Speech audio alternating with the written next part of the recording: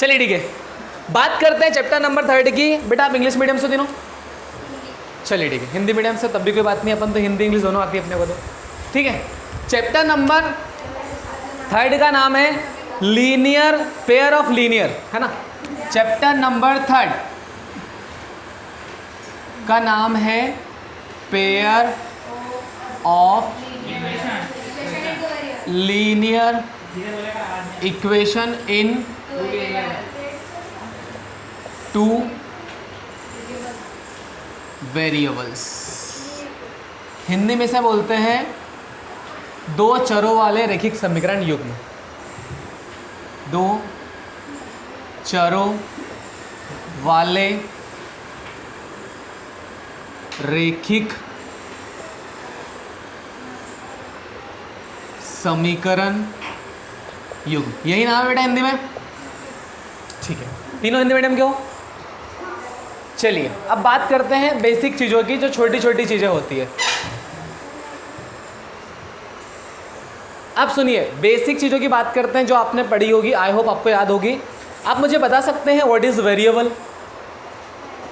ऐसी का मुझे बता दो, ब्लर तो नहीं हो रहा है? ठीक। अब सुनिए मेरी, हाँ मेरी बात नहीं कर रहा हूँ, वीडियो की बात कर रहा हूँ।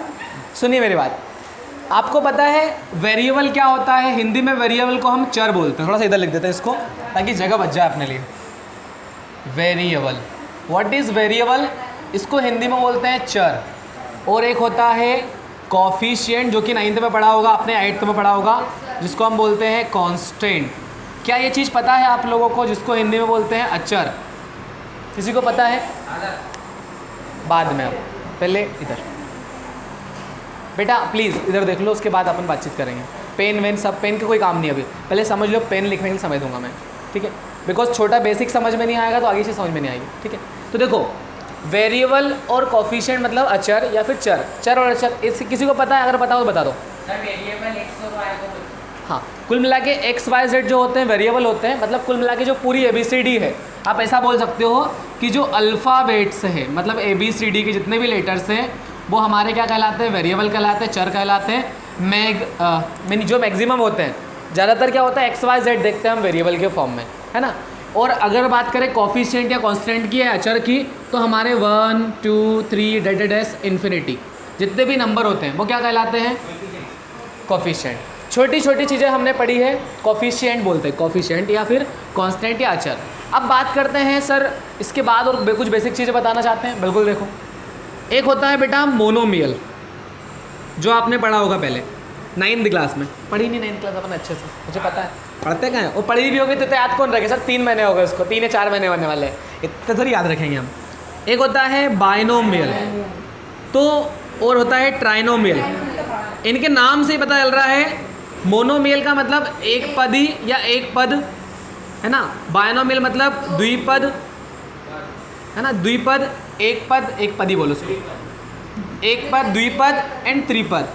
मतलब भाई जिसमें एक टर्म हो, जिसमें एक पद हो, जैसे मान लो यहाँ पे लिखा है 2x, एक ही है, मैंने लिख दिया यहाँ पे 2x + 1, 2 टर्म हो गए तो 2 पद।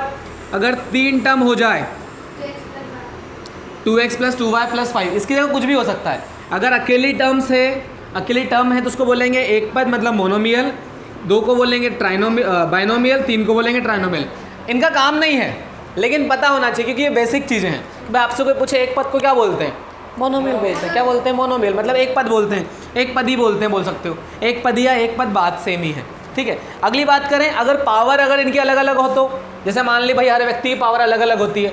एक क्लास में एक स्टूडेंट की पावर अलग होती है, एक टीचर की पावर अलग होती है। सर वो अगर 3 से ज़्यादा होगी तो?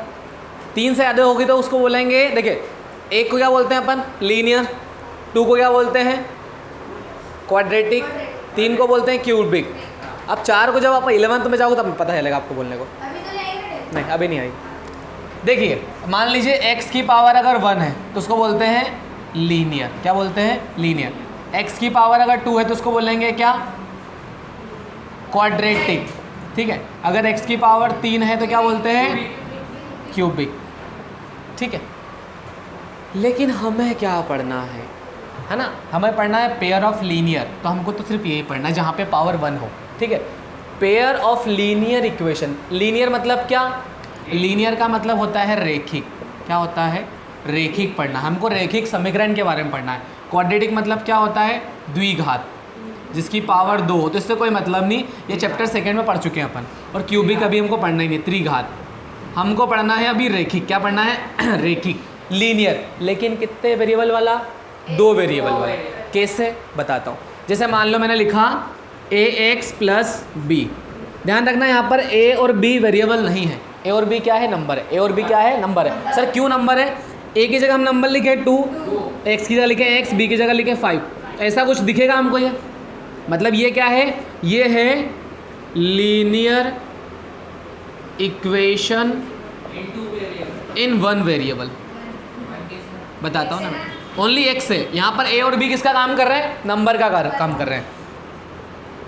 रेखिक समीकरण एक चर वाला, मतलब यहाँ पर चर कितना है? वेरिएबल कितना है बेटा? एक है, इसलिए एक समीकरण है। लेकिन हमको कितना वाला पढ़ना है?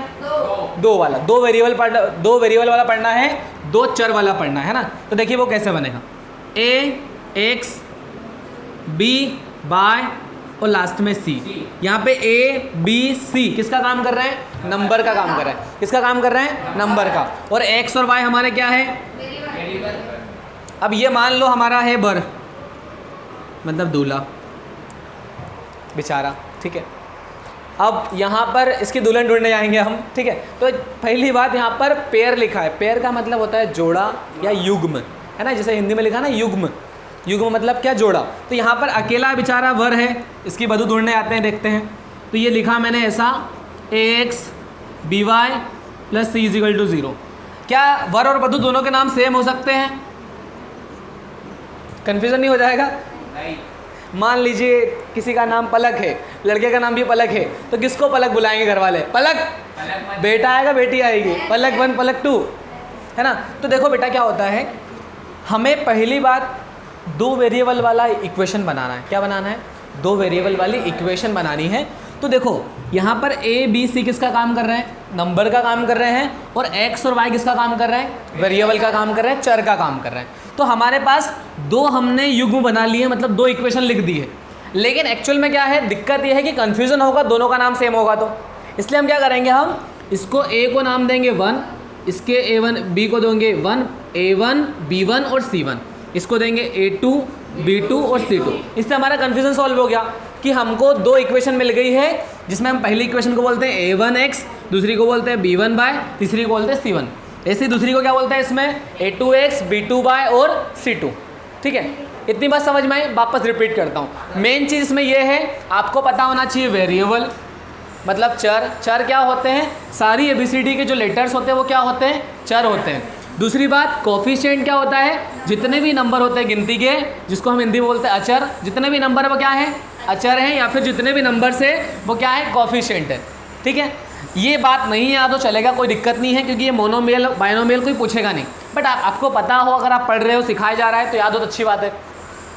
ये चैप्टर नंबर 1 सेकेंड में देखा था हमने कि जिसकी पावर x की 1 हो, x यहाँ कुछ भी हो सकता है, वेरिएबल यहाँ पर कुछ भी हो सकता है। अगर यहाँ पर y की पावर भी 1 होती तो वो क्या कहलाता? लीनियर ही कहलाता, क्योंकि पावर 1 है। वेरिएबल की पावर जब भी 1 होगी वो रेखिक कहलाएगा, मतलब लीनियर कहलाएगा। वेरिएबल की पावर 2 होगी तो क्या कहलाएगा? क्वाड्रेटिक कहलाएगा, फिर द्विघात कहलाएगा। वैसे ही अगर वेरिएबल की पावर 3 है तो क्या कहलाएगा? क्यूबिक। ठीक है, अगर यहाँ पर ax प्लस b लिखा है तो ये जनरल फॉर्म है। जनरल फॉर्म, जिस प्रकार से आपके घर का कुछ ना कुछ नंबर होता है ना, स्पेसिफिक एड्रेस का, भाई इसलिए देते हैं कि कोई किसी और के घर नहीं पहुंच जाए, एक एग्जैक्ट नंबर देते हैं। आपके आधार कार्ड का नंबर, आपका फिंगरप्रिंट अलग क्यों होता है? ताकि आपकी एक यूनिक पहचान बने। अगर सबका सेम हो जाएगा तो क्या हो जाएगा? गड़बड़ हो जाएगी। कोई भी किसी का अंगूठा लगाएगा, पैसे निकाल लेगा। ऐसा हो सकता है? बिल्कुल हो सकता है, अगर ऐसा होता पॉसिबल तो, बाकी नहीं हो पाता ऐसा। ठीक है, अगली बात करते हैं। मूवियों में हो जाता है, वो पन्नी लगा देते हैं अंगूठे में, अपना वो लगाते हैं, पन्नी को निकाल के पैसा निकाल लेते हैं। बट एक्चुअल में रियल लाइफ में it is not easy, it is not so easy. हो सकता है कि मशीनें जो है धोखा दे सकती है, ठीक है, क्योंकि वो टेक्निकल चीज़ें हैं और जिन्हें बनाया है तो वो जानते हैं उनको कैसे ब्रेक किया जा सकता है। तो आपको इतनी बात समझ में आई कि एक जनरल फॉर्म क्या होता है लीनियर इक्वेशन 2 वेरिएबल वाली का। Hello hello hello hello hello, पक्का आई? ठीक है, अब छोटी सी बात देखते हैं एक सवाल से हम। क्या मुझे बता सकता है कोई इधर पूरा दिख रहा है इतना? हाँ, आप निकालिए एक्सरसाइज 3.1 नई बुक में निकाल लीजिए और 3.2 पुरानी बुक में निकाल लीजिए। हाँ, नई बुक में 28 पेज नंबर और पुरानी बुक में बेटा 49 पेज नंबर, है ना। पहला क्वेश्चन है 10 स्टूडेंट वाला, 10 स्टूडेंट्स, यही है आपका। 3.1 में 2 में बेटा आपकी बुक में 3.2 में, हाँ पुरानी बुक में 3.2 में ही होगा। आप पहले क्वेश्चन को पढ़िए। From the pair of linear equation in the following problem find the solution graphically. मतलब बोला है कि जो सवाल दिया है नीचे उसको ग्राफ विधि से हल कीजिए। इतना प्यारा लिखा है कि ग्राफ विधि से हल कीजिए। पहले उसको समझना पड़ेगा, ठीक है, पहले उसको क्या करना पड़ेगा, समझना पड़ेगा। पहले समझो क्वेश्चन को, पढ़ लो पहले अच्छे से। सबको मिल गया क्वेश्चन कि 10 स्टूडेंट्स ऑफ क्लास 10th, है ना, 10 students of class 10 took part in mathematic quiz. मतलब कक्षा 10वीं के 10 छात्रों ने क्या लिया, क्विज कंपटीशन में क्या किया, पार्टिसिपेट किया। अब आगे क्या बोल रहा है, if the number of girls is 4 more than boys. अगर गर्ल्स की संख्या, अगर गर्ल्स की संख्या लड़कों से 4 ज़्यादा है, क्या बोला है, अगर गर्ल्स की संख्या लड़कों से 4 ज़्यादा है, find the number of boys and find the number of girls took part in quiz. मतलब गर्ल्स की संख्या और बॉयज़ की संख्या पता करनी है, लेकिन उसको पता नहीं करनी है एक्चुअल में। देखा है तो हमको उसका ग्राफ बनाना है। क्या बनाना है, ग्राफ। सबसे पहली बात बताओ, किन 2 व्यक्तियों की या किन 2 चीज़ों की बात कर रहे हैं उस क्वेश्चन में, बॉयज़ और गर्ल्स की। हमको क्या पता है उनके नंबर एक्चुअल में कितने हैं, नहीं पता है। और जब हमें नहीं पता होते हैं तो हम क्या करते हैं, देखिए पुरानी बुक 3.2, ये ओल्ड लिख देता हूँ, है ना, old book, new book 3.1, question number first का फर्स्ट। क्वेश्चन समझ में आ गया ना कि 10 स्टूडेंट टोटल क्लास में हैं और बोलना चाह रहे हैं कि उन्होंने क्विज कंपटीशन में पार्ट लिया मैथमेटिक्स से। दूसरी बात क्या बोली उन्होंने कि जो गर्ल्स की संख्या है लड़कों से क्या ज़्यादा है, 4 ज़्यादा है। तो आपको number of boys and number of girls find करना है, मतलब लड़कों की संख्या लड़कियों की संख्या। सबसे पहले हम बोल देते हैं नंबर ऑफ गर्ल्स, है ना, लेट नंबर ऑफ गर्ल्स, मतलब माना कि लड़कियों की संख्या, है ना, इतना लिख पाओगे आप, माना लड़कियों की संख्या कितनी है बेटा, x है, ठीक है। देखिए जब आपको नहीं पता होता है तो आप क्या मानते हैं, x और y मान लेते हैं। And let number of girls, boys पक्का, अच्छा गर्ल्स का नाम लिख दिया अपन ने पहले ना। लेट नंबर ऑफ गर्ल्स पहले लिख दिया हमने, वो x है, नंबर ऑफ बॉयज़ कितने हैं, y। अब मुझे बताइए टोटल स्टूडेंट्स कितने उसमें, 10। तो पहली कंडीशन यहाँ पे हो गई कि भैया केस फर्स्ट का पहला केस ठोक दो उनके ऊपर कि टोटल बच्चे कितने हैं, भाई गर्ल्स और बॉयज़ को प्लस कर दें, गर्ल्स और बॉयज़ को प्लस कर दें तो बच्चे कितने हो जाएंगे, 10। खत्म, खेल इतने में एक कंडीशन कंप्लीट कर दिया अपन ने। तो अब सर इसका ग्राफ कैसे बनेगा, बड़ा मन में सवाल आ रहा होगा। देखो ग्राफ को करने के लिए बताता हूँ, पहले हम क्या कर सकते हैं, इस y को उधर ले जा सकते हैं। देखो ऐसे, ये 10 यही रहने देते हैं, इसको उधर ले जाते हैं माइनस का। अब ग्राफ के लिए क्या करना होगा, 2 वैल्यूज़ निकालनी होगी। डब्बा बना दिया। अब मुझे बताइए यहाँ पर लिखा है y, अगर y की जगह कुछ भी वैल्यू रखते हैं, किसकी वैल्यू मिलेगी हमको, x की। तो हम बेटा क्या कर सकते हैं यहाँ पर कि हम अगर देखिए यहाँ पर 10 नंबर हो, यहाँ पर 10 हो तो 1 से लेकर 10 तक कुछ भी नंबर रखो, और यहाँ पर 100 हो तो 10 से लेकर 100 तक कुछ भी रखो, 10, 20, 30।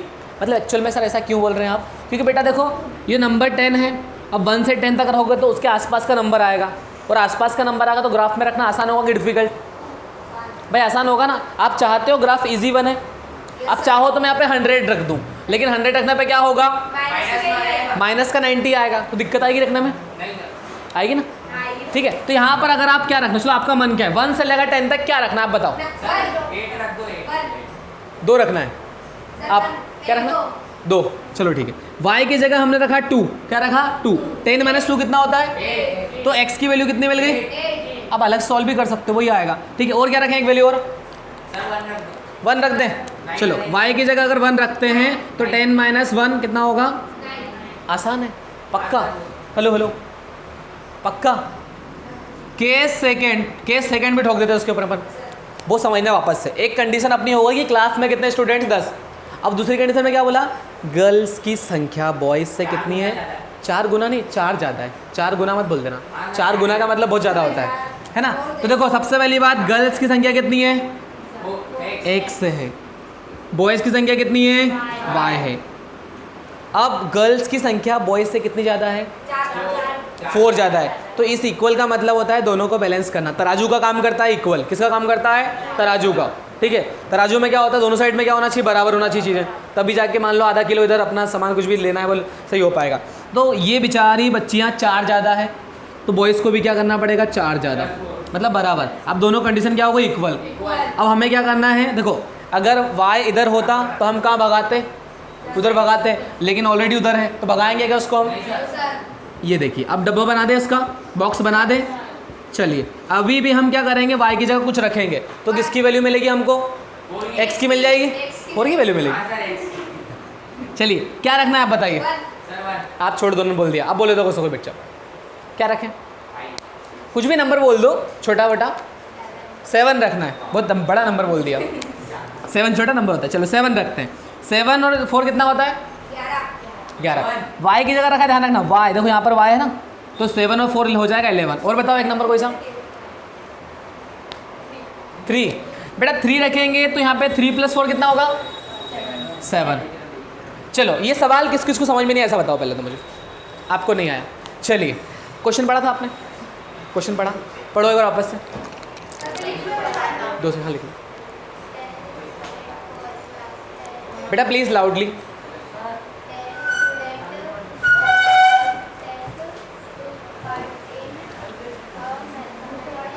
देखो बेटा, इधर देखो, ये स्टेप समझ में आई? ये समझ में नहीं आया? इसमें तो कुछ है, यहाँ तक समझ में आया आपको? बेटा एक बार बताओ, यहाँ पे 10 - y लिखा है। अगर आप यहाँ पर y की जगह कुछ भी रखते हो, जैसे यहाँ पर आपने रखा y की जगह कितना रखा अपन ने? यहाँ पे देखो 2 लिखो, 10 - 2 करके देखो कितना बचेगा? किसकी वैल्यू बच रही है? तो यहाँ पे लिखेंगे, पाप तो नहीं लगेगा हमको। सेम टू सेम y की वैल्यू कितनी रखी हमने? 1 रख दे इसकी जगह। किसकी वैल्यू मिलेगी? 10 माइनस करेंगे 9। सेम टू सेम इधर भी। ये कंडीशन समझ में कैसे बनी? अब आ गया? और कोई ऐसा जिसको नहीं आया? बेटा आया पक्का? पक्का कि ऐसे ही मतलब मुंडी ला रहे हो? जो सारे ला रहे हो? क्या नहीं आया बताओ मुझे आप। अच्छा, ये माइनस समझ में नहीं आया कैसे लगा? चलो 2 सेकेंड। एक बात बताओ मुझे, अगर मैं यहाँ से यहाँ गिर जाऊँ मुझे लगेगी कि नहीं? लगेगी ना? तो ये नंबर अगर ये इक्वल में इस साइड में y है, उस साइड में यहाँ किसका हो जाएगा? और आपको हंसी भी आएगी मैं गिरूँगा तो। हाँ, ये 4 कैसे आया? चलिए ठीक, मैंने अभी एक चीज़ बताई थी आपको। ये कौन है?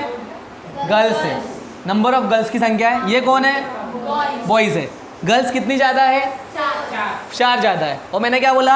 ये इक्वल किसका काम करता है? तराजू का, मतलब इक्वल करने का काम करता है। अगर गर्ल्स 4 ज़्यादा है तो बॉयज़ भी इक्वल होना चाहिए कि नहीं होना चाहिए? अगर आज की दुनिया में बॉयज़ और गर्ल्स को इक्वल मान रहे हो तो बराबर होना चाहिए चीज़ें, ठीक है? तो उसमें क्या करना पड़ेगा? 4+, या फिर इधर गर्ल्स में से क्या कर दो? 4। बेटा आ गया? आया कि नहीं आया? इतना समझ में आया? अब कुछ नहीं, इसको ग्राफ में धर देना है, ठीक है? अब देखिए यहाँ पर ग्राफ, ये हमारा किसको डिनोट करता है? एक्स एक्सिस को। ये किसको डिनोट करता है? वाई एक्सिस को, ठीक है? तो थोड़ा सा अपना ये ग्राफ बड़ा बनेगा, इसको यहाँ नहीं बनाते हैं, बन ही नहीं पाएगा यहाँ पे। आप लिख लो फिर ग्राफ बनाते हैं। कितना? हाँ बना लो।